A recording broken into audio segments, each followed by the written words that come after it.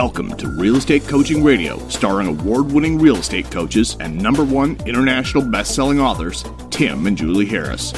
Real Estate Coaching Radio is the nation's #1 daily radio show for realtors who demand authentic, real-time coaching. Get ready for fluff-free, unfiltered, full-strength honesty about what's truly working to get you into action, helping others, and making money now in today's real estate market. Now to our hosts, Tim and Julie Harris. 3, 2, 1. Okay, we are back. Lot to share with you guys. As always, we're always going to be focused on sharing with you the latest headlines as they pertain to real estate sales. I've had a morning full of coaching calls, so has Julie. So Julie, what have you taken away from your coaching calls? You know, people are generally pretty busy, and Yep. Still, I absolutely see a trend. Now, some of this is because of the people that I've talked to are towards the middle of the country. They have people searching for acreage. They have people looking, they say, don't show me anything that doesn't have a backyard. Don't show me anything that doesn't have a home office. So this is maybe a micro trend, maybe a macro trend, but I like it. It's causing houses to sell, and it's causing the semi-rural that were definitely frustrated before. Oh, it's too far out. We're not having those problems right now. So that's interesting.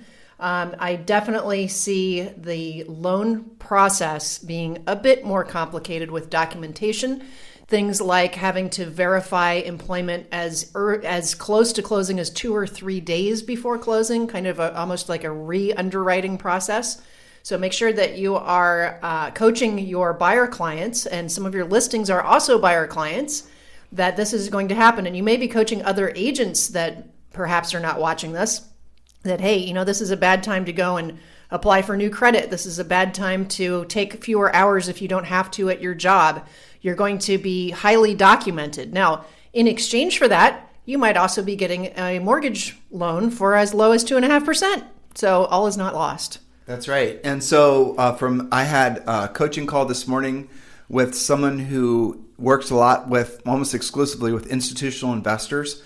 And he said the institutional investors, the 3 that he works with, are all frothing and basically ready to pick up stuff. They're anticipating, the institutional investors are anticipating being able to pick up homes at a discount. And as we shared with you guys yesterday, even though it does sound strange, there is obvious price deterioration. There was National Association of Realtors article that came out, or through Realtor magazine, and there are other articles that came out that are showing essentially prices are falling 10 to 15%.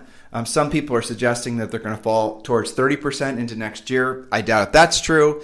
Did I tell you this, Julie? I came across a very interesting article. I've been reading a lot about the Great Depression, which, by the way, is the article I want to share with you today. I got it ready. And the home values in the Depression only dropped by 25%. Yeah, it's not as bad as we've kind of led to believe. Right. So that's the moral of the story. Well, but the nature of home ownership was completely different back then. I imagine there wasn't such upward mobility as there is now. Yeah, that's true. So, I mean, people would just basically, maybe there was more actual value deterioration, but maybe people just didn't give a hoot, so they just stayed put, Yeah, well, and the amount of money was dramatically less. Remember that people could not actually finance homes the way we do now until after the Depression. So I have a copy of my grandparents' first house contract. It was in the, let's see, I would have been in the 20s, 1920s, and it was for $9,000. About $3,000 of it was owner financed. Wow. And then by the time they had their down payment, it was almost already 50% paid off. So it wasn't like you owed $1 million something, right? So, but that's still interesting. And I think that there's going to be a lot of studying of the Depression. So overall, I would say that people are very optimistic. What Julie and I predicted 60, 90 days ago about there being a mini boom is definitely happening. I think the mini boom is going to really make people feel good.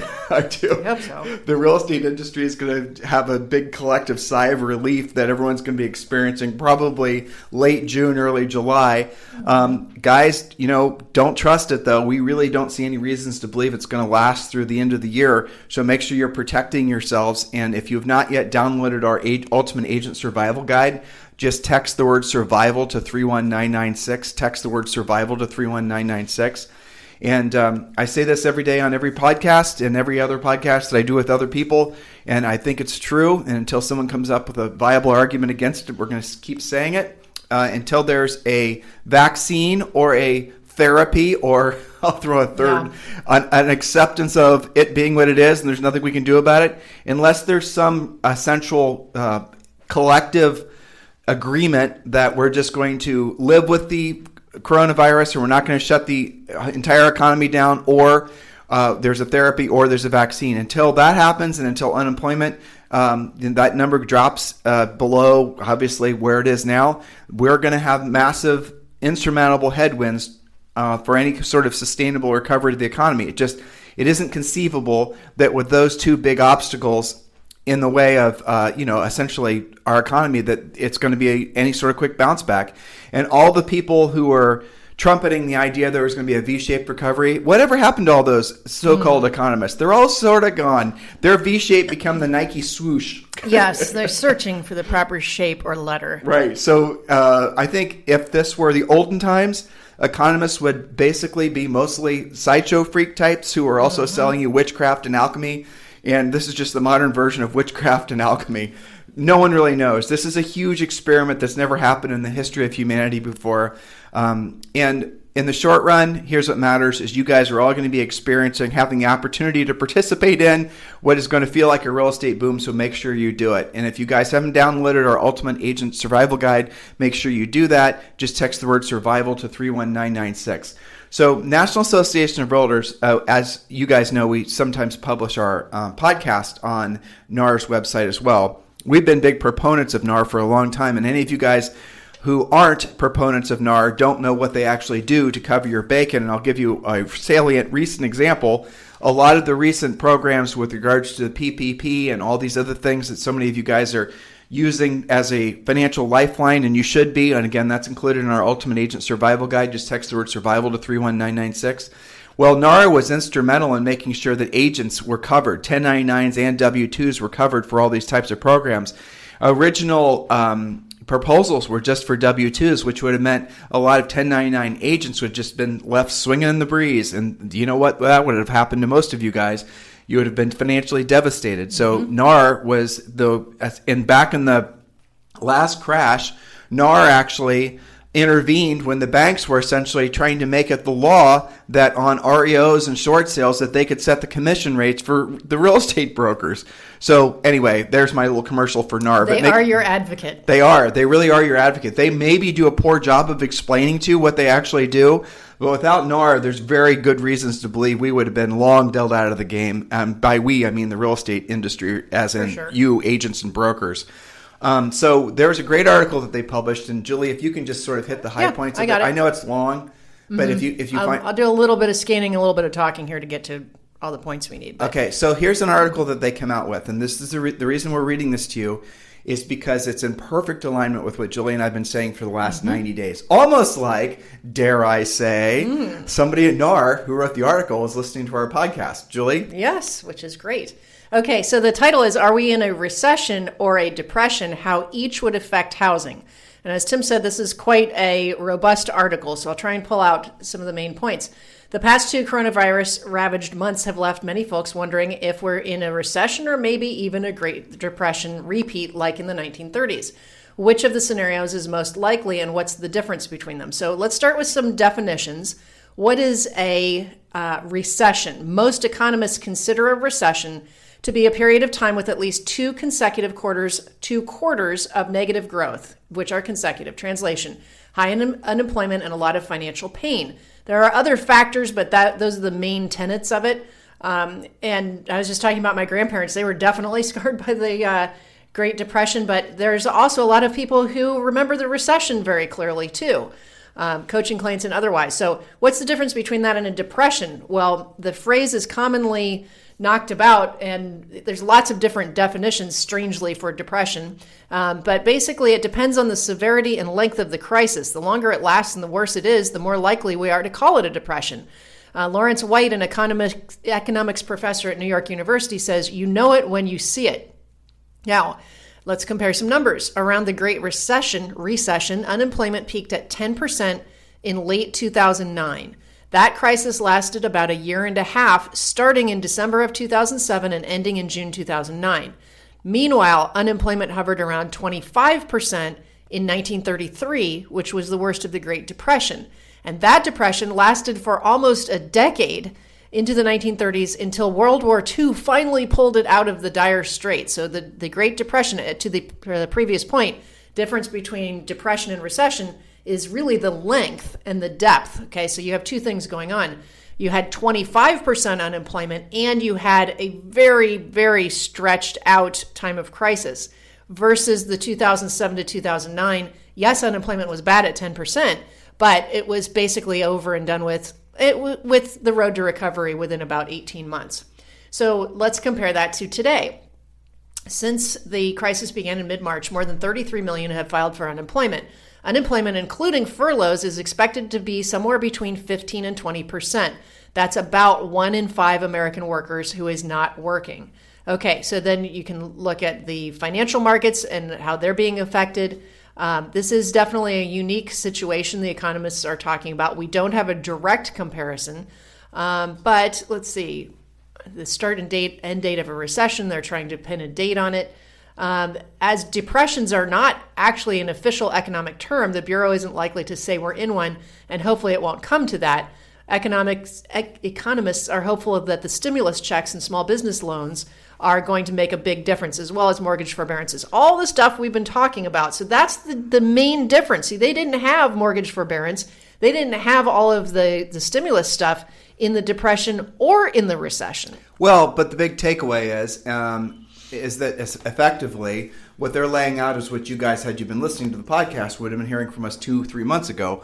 But what they're suggesting does essentially make sense. And it's also, as we have also been suggesting, probably not going to happen, because the probability of there being enough stimulus to essentially make up for the loss of revenue that's coming into small businesses, it's not going to be enough. And so there's a statistic that we took from, I forget the source, that effectively was a survey of small business owners, and 64% of them said this is essentially going to put them on their heels to the point where they're probably just not going to open up shop again. So you have to be taking in, you are a small business owner yourselves, agents, and you have to be taking in all these data points, because your community, everyone you're going to be selling a house to, everyone that you know, they're also probably working for small businesses by definition of, the government's definition of a small business. How can I say that so confidently? Because literally almost 100%, I know that's a crazy statistic, but it's like over 99% or something crazy like that. Google it yourself. Of all businesses are classified as small businesses. So when you hear all of these, goofballs talking about the only people that are going to be adversely affected employment-wise are the sort of, the low-wage workers, that's become a political thing. You have to realize what that is essentially are people that are thinking about the election. They're trying to, have those low-wage workers think that they've somehow been forgotten about and all the rest of it. That's what's really going on. It's being politicized. Yeah. And it's not real data, not real information. So we are sharing with you the facts. We want you to be optimistic. We want you to make the most of this mini boom. We want you to make the most of, frankly, all the government lifelines. Absolutely, urgently do all that. But at the same time, we want you to be prepared. We want you to be smart so that when people ask you, what do you think's going on? You're not just parroting back Mickey Mouse, it's a great time to buy, it's a great time to sell, or the flip side to it is some of you are scaring customers off by not having facts and frankly giving way, saying things that make people want to jump off a tall bridge. So just use information that's based on your, essentially your sifting and sorting of the things that you think are valid. You can piggyback on what Julie and I are saying and thinking, obviously a lot of other people in the real estate industry are, because we've thought through this. But Julie and I are not economists. I mean, in college we were both English majors, for God's sake. But we've had to learn these things for the viability of our own businesses after the last, through the last 3 decades. Well, we've had to sort of become housing economists. That's right. Through coaching calls in our own real estate practice, and just, lots and lots of transactions and lots of coaching calls. You'll appreciate this. Yeah. So, to call yourself a coach, obviously, there's no rules. Anybody, and that's because there's a billion coaches out there, right? Yeah. Some agent speaks in front of their office once, they call themselves a real estate coach. There's no criteria. But the same thing goes for being an economist. There are no rules to call yourself an economist. You can get a job someplace, and part of your job is you have to do some forecasting of what's going to happen going forward in the economy. You go to Bloomberg or whatever, put an article together, send it out to everyone who works in the company. Your new title is economist. And that's the, kind of definition of the buffoonery that's going on in our economy. It's all right? Speculation at the end of the day. That is. It's just guessing. It's just essentially, that's all it really is, guys. It's almost like business psychology on some level. And the best way to cut through all of it is just use common sense. And that's why Julie and I are going back to what we said initially with regards to the headwinds. And if you can think of a reason why the, non-resolution of the coronavirus and the double-digit unemployment rate won't adversely affect the overall recovery of the economy. If you can tell me a viable reason, email it to me, text it to me, give me a reason to change my opinion. Yeah. But in the meantime, it's going to, and Julie and I are going to keep saying it every day because it makes it so that you guys can, be hopeful for the future, but absolutely prepare. And that's what we're all about. All right, so continue, Jules. So just so that we can kind of help them think about this, from the same article, it says, in a normal recession, sellers will try to wait it out. The number of listings fall as folks wait until the economy improves and they can score top dollar again for their properties. Only people who have to sell, have to versus want to, people who have to sell will choose to sell. Meanwhile, during the Great Depression, prices dropped by about 25%. If this turns out to be more like the Depression, prices will likely come down further and there will be fewer home sales. If this turns into a more prolonged downturn, I don't think it'll change the desire for people to buy homes, but it will make it more difficult for them to make it a reality. The nation could also experience another wave of foreclosures if the high unemployment continues once the mortgage forbearance period ends. This is the bellwether, I think, is the timing. Borrowers with the most government loans, as well as many private ones, are eligible for up to 12 months of forbearance, i.e. missed payments, if they've lost income due to the pandemic. Now, remember, they have to work something out with their mortgage company, as we've talked to you guys about. But here's the great hope. The hope is that anyone who's had to delay their mortgage payments can get a job in the next 12 months so we don't see another foreclosure crisis. So that's the whole forbearance game, right? So maybe you've lost your job. You've got 12 months to figure that out because mortgage companies have said at the end of those forbearances, if you do not have a job, we are not even going to do a loan mod for you. Okay, so that's the big race. Meanwhile, maybe there will be a vaccine that happens and maybe things will start to come back. But this is the big gamble. So the nation's current suffering does resemble more of a depression than a recession currently, but the deciding factor will be the length of the prolonged pain. Right. And so we have been giving you guys the over and under on that. Some people are saying by the end of the year. Some people are saying 18 months. Other people are saying never will there be some sort of resolution to the coronavirus. It's just going to be something we have to live with. So you have to be thinking in terms of, and Julie is now rushing. If you hear the door opening and closing, she is going to Premier Coaching. If you're in the Premier Coaching program, make sure you guys are attending the daily semi-private coaching call with Julie. She's been doing 3 or 4 of these sessions per week. And obviously, Premier Coaching members, that is an absolute urgent thing for all of you to do, to get direct access to Julie every single day and ask your toughest questions. And a lot of you just attend the session and you just listen, which is great too, because you can learn a lot that way by listening to other people's challenges. So with regards to the different outcomes for essentially the economy as we move forward, what makes the most sense, if you don't overanalyze and you don't get caught in any political rabbit holes, which is going to naturally happen to a lot of you. In other words, you're just going to you're going to have a set of beliefs and then you're just going to look for more things to reinforce it. The ultimate, most obvious resolution is going to be that there won't be a short run or short term vaccine or therapy for the coronavirus. There is more information coming out that there's actually multiple strands of this thing already. One is a mild version and one is not so mild version. So look, all this information is just going to boil up as science progresses and they learn more about it. You need to understand that no matter what direction the economy goes, no matter what direction housing goes, no matter what direction the politics goes or all the rest of it, even interest rates, guys, you can be successful no matter what. Your livelihood is not dependent and your financial outcome, right? It's not dependent on whether it's a buyer's market or a seller's market. It's not dependent on who the president is. It's not dependent on what interest rates are. It's not dependent even on the government lifelines that you're getting. It's dependent on what you know and you mastering what you know, or at least getting to the point where you're on your way to mastering it so that people will want to hire you to solve their problems. That's it. That's the one difference. That's the thing that will make the ultimate outcome for you. is your ability to help other people solve the problems they're going to be experiencing. And as Julie just read you in that article from the National Association of Realtors, they're predicting that there is going to be essentially an outcome in the future that is yet to be determined and is largely tied to what the unemployment rate is going to be. Now, what she didn't get to, and what we're going to, there was another great article, and we'll do it tomorrow, is they're talking about, guess what? Another thing that Julie and I have been drilling down on, the effect of inflation on housing prices. And I'll foreshadow it a bit for you. The consensus is there's going to be, again, I'm sorry for keeping patting Julie and I on our backs, but here it is. We told you guys this 90 days ago. The consensus is there's going to be some, deflation, okay? Homes losing value, and that's what we're experiencing now. So home prices are dropping. 10, 15% is what the National Association of Realtors was essentially proposing would happen this year. And remember, they're the ones that are going to be the most optimistic. Other sources we've been reading have been obviously a little bit more severe. But let's just stick with National Association of Realtors. Lawrence Yun said 15% by the end of the year. Okay, so that is absolute dropping in value. And some people are going to lose their down payments. Now, some people are going to be underwater. This is the start of a trend. And these are the natural sort of things that happen when there's a lot of unemployment. So people are now having their houses in forbearance. And probably there's going to be extensions of all these lifeline programs because this recession, depression, it is probably a depression. That's how historically this will be remembered. This depression isn't going to just pop and be over and everything's going to be fine again. Again, no V-shaped recovery on the horizon. So if a year from now, let's say, these forbearances have run their course, and again, we do believe there's going to be a continuation of these programs, and at some leveling of degrees. But if the depreciation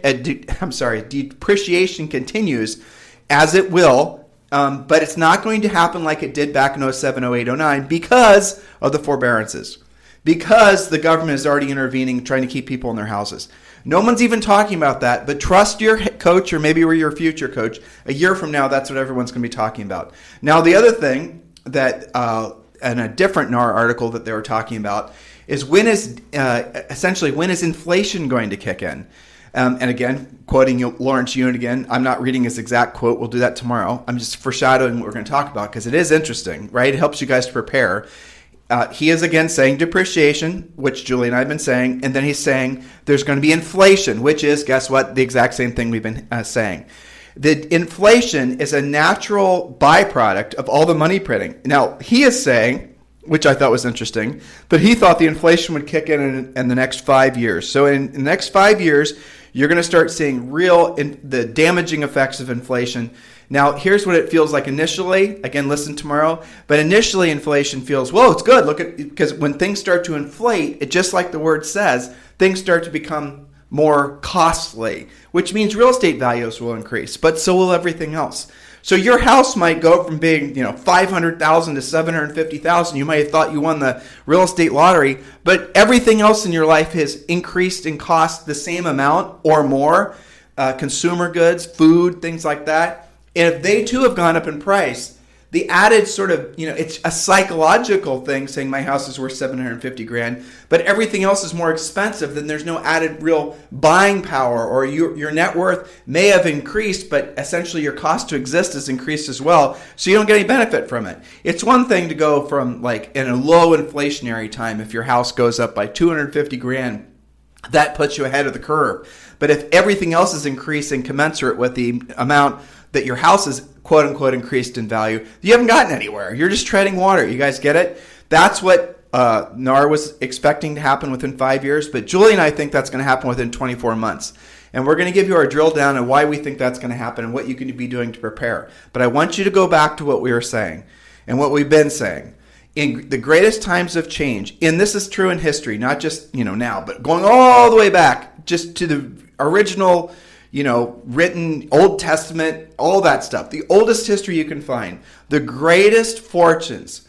Now, you don't have to be thinking in terms of Bill Gates level fortunes, but just, your own personal financial being well off, right?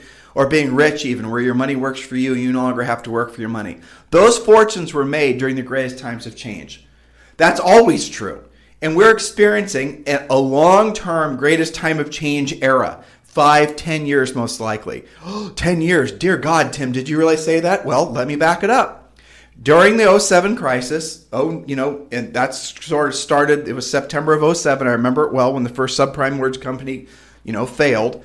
You then saw unemployment rate increase. Well, how long did it take from the peak unemployment as a result of that recession, the Great Recession? How long did it take for the unemployment rate to fall to the point where it was just earlier this year? 10 years. It took 10 years for the unemployment rate to get to that low rate that it was just, 90 days ago? How long do you think it's going to take? And now the unemployment rate obviously is higher than it was then. So how long do you think it's going to take this time? Conservatively, 10 years. You guys get it? So we are in a long-term cycle. We're going to see all kinds of things that we've only read about in history books. We're going to see deflation. We're going to see inflation. We're going to see all kinds of booms and busts. We're going to see new businesses form, old businesses fail. We're going to see new business models. We're going to see things that we've never could have possibly imagined. This is going to usher in a new era, a new economy. Whatever comes after this level of destruction is going to be so much more magnificent over time than what we could even possibly conceive.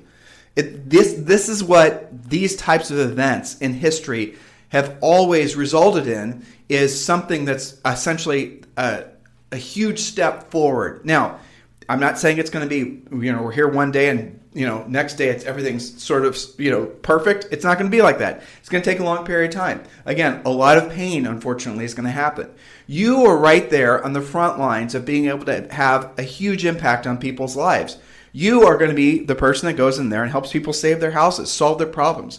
You're going to be in there on the front lines helping. Think about it, how many people get the benefit when you sell a house. There are hundreds, that'll get benefit. Okay, your buyers and your sellers, right? We got that. But what about the title companies, the escrow companies? Oh, not good there. Have you guys ever studied or researched how much money is spent by a buyer after they move in on paint, window coverings? Home Depot's stock went down because of the falling home sale numbers, because Home Depot makes a crap ton more money when home sales increase. Because depending on what you believe, the average homeowner, once they close on the home, within 12 months spends like 25 or 30 grand. More expensive homes, they could spend hundreds of thousands of dollars on remodeling and decorating. So all of the people that get paid as a result of you doing your work, you are one of the most essential workers, right, that this economy has, because you control so many different aspects of the economy. And because of that, our industry is always going to be supported, because we are absolutely frontline deployed downrange, really doing a lot to essentially move the economy and move people forward, and essentially helping to save the economy in our own unique ways and our own unique paths.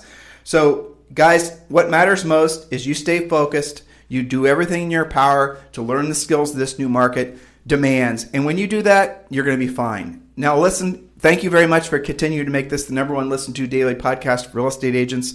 We certainly appreciate it. We're closing on 8 million downloads and listens within the last reporting period. That's pretty, it's mega. If you guys want to stay connected with us, subscribe on iTunes, Stitcher, or all the other normal podcast listening services. And if you guys want to text me directly to talk about eXp Realty, please feel free to do so. 512-758-0206. 512-758-0206. In the meantime, have a fantastic day. We'll talk with you anytime when you listen to replays of our podcast, or tomorrow on a new show. Thank you.